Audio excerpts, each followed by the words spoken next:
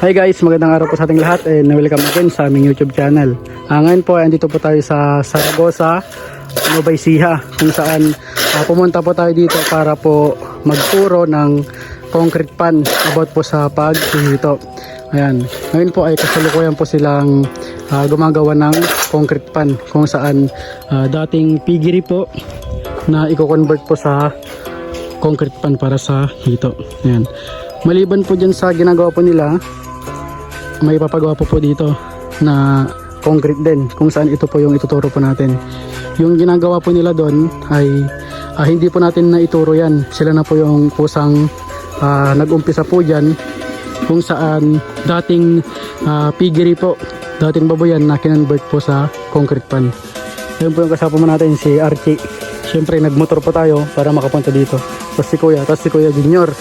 Yun po yung tagagawa po dito, mason. Tapos yung style po ng kanilang kinonvert dito, panel type.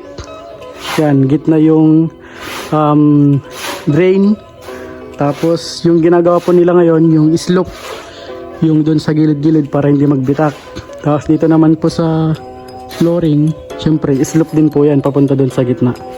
Tapos dito naman po sa drain, ayan po, 100% tsaka 50% lang kung saan ito po yung pinaka 100% nila. Tapos yung taas po ng kailang 50% ay 80 cm, 40 cm po dito sa kalahati. Yan po yung tagagawa, si Boy Junior tsaka yung isa. Yan. Tapos maliban po dito, ang ituturo po natin dito yung sa tabi niya kung saan susukat po ng 2 meter by 4. Dito naman punta doon. Tapos pati dito sa kabila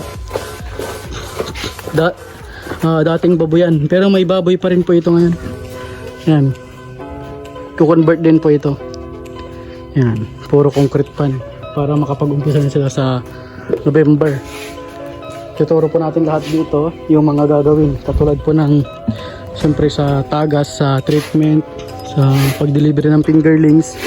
Tapos yung sa mga pag-aalaga, mga troubleshooting, sorting, ganun, at mga harvest hanggang buyer. Siyempre tutulungan po natin sila. Yan.